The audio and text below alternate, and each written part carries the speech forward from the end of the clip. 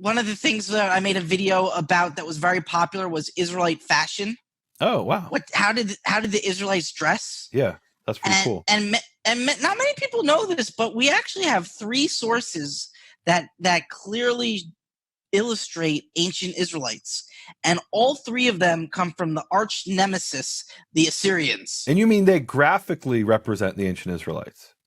Graphically. So what we're looking at here is a woman from Lachish in the area of Judah, where we just talked about the latrine. Yeah. Right. She is from this area. She lived here and she's being exiled. And what we see here is that she is dressed in a tunic, cloak kind of thing, and a long hat. That long hat would have helped her keep warm in the middle of the night. You wouldn't have had a comforter like we do today, or a blanket even. Mm-hmm. And the interesting thing is, it's not just her. Look right behind her. Her daughters are dressed just like her. So we see here. So this isn't for modesty. It's actually functional in Israel, and especially in Lachish is not in the mountains, but it's in the foothills. And it can get chilly there in the winter. It's not Tel Aviv. Yeah. It can get quite cold. Actually, that's a number of biblical texts talk about that. If you take a person's cloak as a pledge, you must return it to him at night, because if you don't, they're going to freeze. And it says, well, what will he sleep with?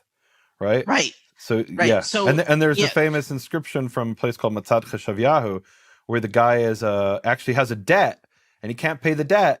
And the guy comes and takes away his cloak, and he writes a letter to the judge and we have the letter. We have an Astrakhan copy of the letter where he says, "Look, I don't have another garment. Make him give me my garment back." And and he literally is one garment, and it's like one piece of cloth essentially for this really poor guy. Maybe he has a loincloth besides that, but he's cold at night because he doesn't have his piece of cloth.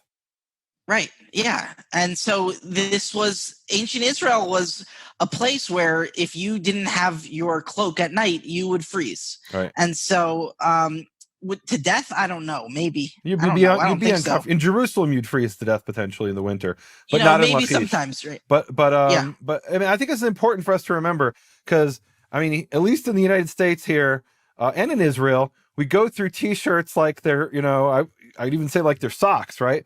But even to make a statement like that, right? Like we throw our clothes out, and I actually I heard a podcast about this a while back, that they would people would donate their clothes, and they would then bring those clothes to Africa and sell them for 10 cents for a T-shirt, which for some African countries it's a lot of money, but what it was doing, it was putting local textile businesses out of business, local textile companies, because how can you compete with the T-shirt they bought, probably for less than a penny, because they bought it, in bulk. They bought like a container full of clothes, and they're selling it for 10 cents a piece.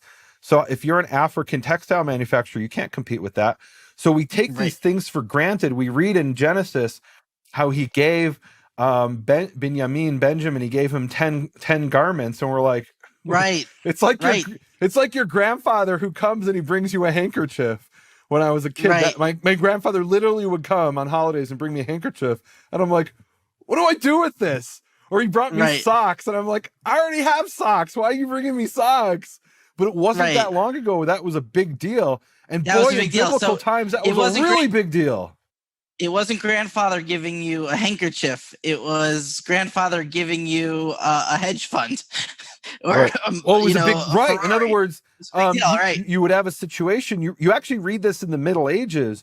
You have these documents when a woman would get married, they'd write all the things she came into the marriage with in case, there was a divorce, she would get that stuff back. It was called the Nedunya.